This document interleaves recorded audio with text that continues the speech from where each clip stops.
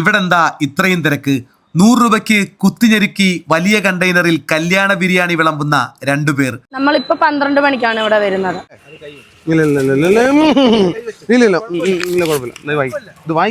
വരുന്നവര് 2-3 ബിരിയാണിയാണ് പാഴ്സൽ കൊണ്ടുപോകുന്നതും.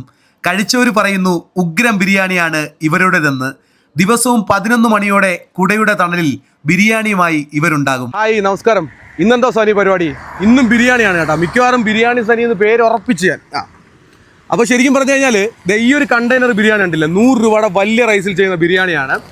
നല്ല കിടിലൻ ബിരിയാണി കിട്ടുന്ന ഒരു സ്പോട്ട് കൂടി നമ്മുടെ പ്രിയപ്പെട്ട പ്രേക്ഷകരിലേക്ക് എത്തിക്കുകയാണ്. ഞാനിപ്പോൾ നിൽക്കുന്നത് മാവേലിക്കര കൊല്ലടവിലാണ് കേട്ടോ. കൊല്ലടവിൽ ഒരു 12 മണിയാകുമ്പം ഈ ഒരു കൊടയുടെ താഴെ നല്ല കിടിലൻ ബിരിയാണി വിൽക്കുന്ന ഒരു ഇത്തായിക്കായി നമുക്ക് പരിചയപ്പെടാം. നാട്ടിൽ നല്ല അഭിപ്രായമായിട്ടുള്ള ബിരിയാണിയാണ്. ആ ഒരു ബിരിയാണി സ്പോട്ട് കൂടി നിങ്ങളിലേക്ക് പരിചയപ്പെടുത്തുകയാണ്. അപ്പോൾ നമുക്ക് രണ്ടുപേരെയും പരിചയപ്പെടാം. ഇവർ ഒരു 12 മണി മുതൽ കൊല്ലടവിലുണ്ടാവും. കൊല്ലടവുകാർക്കൊക്കെ പ്രിയപ്പെട്ട ബിരിയാണിയാണ്. ബിരിയാണിക്ക് നമ്മൾ എത്ര രൂപയ്ക്ക് കൊടുക്കുന്നത്? 100 രൂപയ്ക്ക് കൊടുക്കുന്നത്. 100 രൂപയ്ക്ക് നമ്മൾ വലിയ റൈസിലാണ് ചെയ്യുന്നത് അല്ലേ? വലിയ റൈസിലാണ് ചെയ്യുന്നത്. നമ്മൾ എങ്ങനെയാണ് ഈ ഒരു കച്ചവടത്തിലേക്ക് ഇറങ്ങുന്നത്? ജീവിക്കാൻ മുന്നോട്ട് മാർഗ്ഗമില്ല വന്നപ്പോൾ ഇറങ്ങേണ്ട വന്നു. ആണോ? ഇക്കാക്ക് എന്തായിരുന്നു ജോലി? എന്തായിരുന്നു?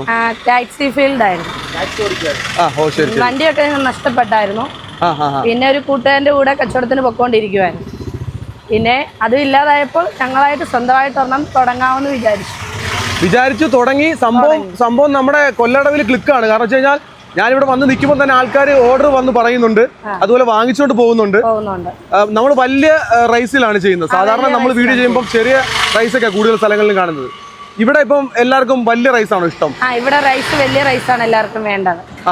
എത്ര പീസ് ഉണ്ടാവും? 2 പീസ്. 2 വലിയ പീസ് ഉണ്ടാവും. നിങ്ങൾ കറക്റ്റ് എത്ര മണിയാകുമ്പോൾ ഇവിടെ കാണും? നമ്മളിപ്പോ 12 മണിക്കാണ് ഇവിടെ വരുന്നത്. അതിന് നേരത്തെ 11:30 വരുമായിരുന്നു. അപ്പൊ നമുക്ക് വലിയത് നമ്മൾ ഒരു 12:30 ഒക്കെ കഴിയുമ്പോഴേ നോർമലി കച്ചവടം വരുത്തുള്ളൂ. അപ്പൊ അതുകൊണ്ടാണ് ഇപ്പൊ 12 മണി ആക്കിയത്. അപ്പൊ നമ്മളെങ്ങനെ ചിക്കൻ ബിരിയാണി മാത്രമേ ചെയ്യുന്നുള്ളൂ? ചിക്കൻ ബിരിയാണി ചെയ്യുന്നുണ്ട്, ബീഫ് ബിരിയാണി ചെയ്യുന്നുണ്ട്, ദം അടിച്ചൊക്കെ ഓർഡർ അനുസരിച്ച് ചെയ്ത് കൊടുക്കുന്നുണ്ട്. അപ്പൊ ഇവിടെ നമ്മൾ കൊണ്ടുവരുന്നത് ചിക്കൻ ബിരിയാണി മാത്രമേ. ഇവിടെ ചിക്കൻ ബിരിയാണി ഞായറാഴ്ച ദിവസങ്ങളിൽ നമ്മൾ ബീഫ് ചെയ്യുമായിരുന്നു. ഇപ്പൊ ചെയ്യുന്നില്ല, എല്ലാവർക്കും ചിക്കൻ മതി. അതായത് ഓർഡർ പറയുകയാണെങ്കിൽ ചെയ്യാമല്ലോ അല്ലേ? ചെയ്യാറ്. ശരി. അപ്പൊ ഇവര് നിൽക്കുന്ന കറക്റ്റ് ലൊക്കേഷൻ എന്ന് പറയുന്നത്, നിങ്ങൾ നിൽക്കുന്ന എവിടെ കറക്റ്റ് ലൊക്കേഷൻ? റൂട്ടിലല്ലേ? ഇവിടെ ഇത് കണ്ടില്ലേ, ഇവിടെ ഒരു അസംബ്ലീസ് ഓഫ് ഗോഡ് ചർച്ച് ഉണ്ട് കൊല്ലടവ്. അതിന്റെ തൊട്ട് ഓപ്പോസിറ്റ് ആയിട്ടാണ് ഇവർ നിൽക്കുന്നത്. നല്ല അടിപൊളി ഹോം മെയ്ഡ് ബിരിയാണി കഴിക്കാം. അത് 100 രൂപയ്ക്ക് വലിയ റൈസിലാണ് ചെയ്യുന്നത് കേട്ടോ. നമ്മുടെ ഒരു ബിരിയാണി അതാണല്ലേ, നല്ല വൃത്തിക്ക് നല്ല അടിപൊളിയായിട്ട് പാക്ക് ചെയ്തിട്ടാണ് ഇവർ ബിരിയാണി കൊല്ലടവിൽ കൊണ്ടുവരുന്നത്. നമ്മളിപ്പം കടകളിൽ നിന്നൊക്കെ ബിരിയാണി വാങ്ങിക്കണമെങ്കിൽ 140-130 രൂപ കൊടുക്കണം ഈ ഒരു കണ്ടെയ്നർ ബിരിയാണിക്ക്. അതും വലിയ റൈസിലാണ് ഇവർ ബിരിയാണി ചെയ്യുന്നത് കേട്ടോ.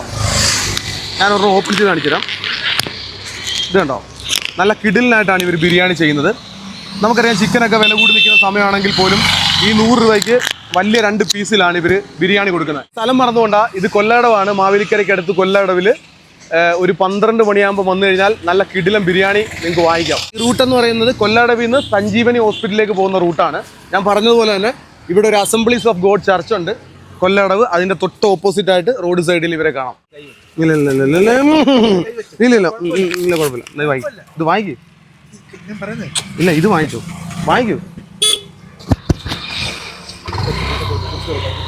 ഇല്ല തിരിച്ചു കൊടുക്കണ്ട. 300 രൂപ അതെനിക്ക് ഇഷ്ടമല്ല. അത് കുഴപ്പമില്ല, എനിക്ക് എടുത്തോ. സന്തോഷത്തോടായിരുന്നു. ധൈര്യമായിട്ട് ഞാൻ തരുന്നതല്ലേ, എൻ്റെ രീതികൾ അറിയാമല്ലോ, വീഡിയോസൊക്കെ കാണുന്നതല്ലേ. എന്റെ സന്തോഷം അതാ. എനിക്ക് കാശ് കൊടുക്കാതെ വാങ്ങിക്കുന്നത് ഇഷ്ടമേ അല്ല. ഭക്ഷണമാണ്, അത് കുഴപ്പമില്ല. അപ്പൊ എന്നാലും നമ്മുടെ വീഡിയോ കാണുന്നവരൊക്കെ കച്ചവടം ഉഷാറായി കൊടുക്കുക. മിക്കവാറും ഇനിയിപ്പോൾ അടുത്ത ദിവസം പോലും നല്ല തിരക്കായിരിക്കും. കാരണം നമ്മൾ പോയി കഴിഞ്ഞാൽ തൊട്ട് പുറകെ ആൾക്കാർ വന്ന് ബിരിയാണിക്ക് വരുന്ന കാര്യങ്ങളൊക്കെ ഞാൻ അറിയുന്നുണ്ട്. അപ്പോൾ എന്താണെങ്കിലും ഈ കട കൂടി ഒന്ന് അടിപൊളിയായി കൊടുക്കുക. മറ്റൊരു കാഴ്ചയായിട്ട് അടുത്ത അധ്യായത്തിൽ വീണ്ടും കാണാം.